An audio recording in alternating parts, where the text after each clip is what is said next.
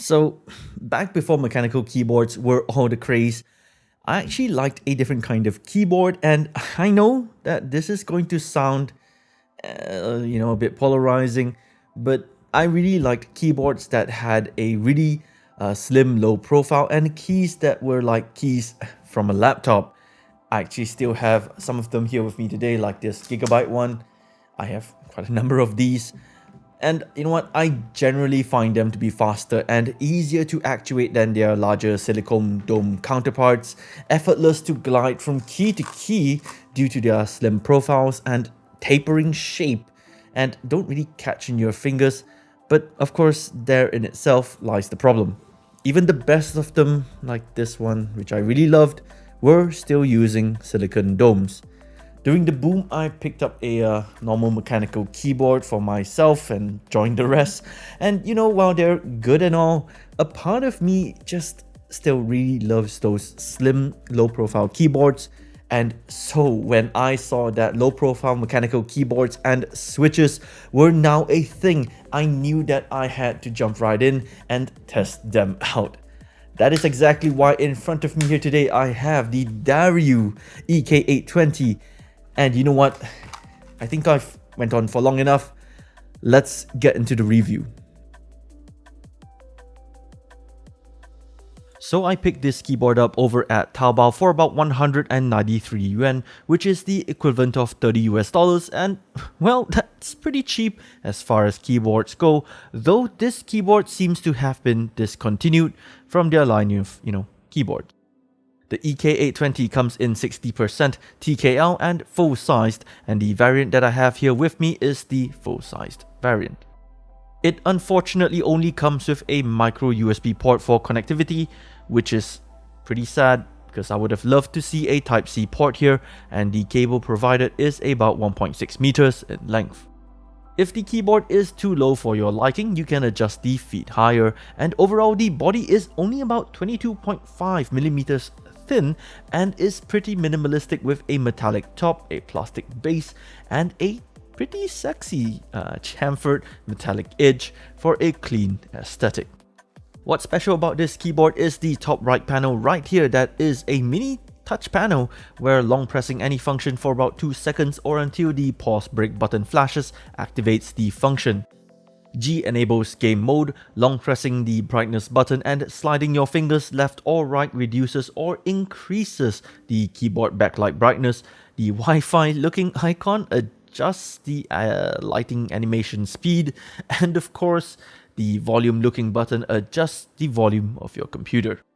As you may or may not have noticed already, there is only one color for the backlight of this keyboard, which is this cyanish color, so no RGB, but I don't particularly mind as it looks quite good. Pressing Fn and F1 through to F11 changes the lighting mode, whereas F12 looks like profiles. By the way, if you're using the F6 lighting mode, you can use Fn and the arrow keys to change the direction of the lighting. The keycaps are just ABS with a matte light finish, but look really nice and clean with nice looking fonts, got pretty nice and bright LED shine through, and one of the nice things is that for keys like caps lock, num lock, scroll lock and game mode, these keys won't light up unless they're enabled. What is unfortunate, however, is because they're made of ABS, the few weeks that I've been using it have not been kind to it, as some keys have already gone a bit smooth and shiny. The star of the show, the low profile switches are black, made by Dareu themselves, have an actuation distance of about 1.6mm with a total travel of about 3mm, are rated for 50 million keystrokes, are linear and are non-removable, well, at least not without some soldering work.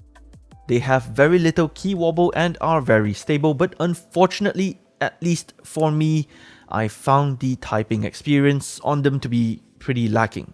Now, this may be because I generally do prefer switches with a tactile bump like, blues or browns, but these linears felt really mushy with what feels like a very noticeable amount of force increase the more you push the switch down. Perhaps because of this linear mushy nature of the switches, I constantly found myself under pressing and missing keystrokes, which was just a bit uncomfortable for me, of course. As to use this keyboard properly, I found that I really needed to bottom out the switches. That's it though, one of the great things about this keyboard is just how silent typing on it is, which makes it great if, let's say, you have a computer in the same room where your girlfriend or spouse is sleeping, and it's incredibly silent for a mechanical switch and is, well, very unlikely to wake anyone up. Have a listen.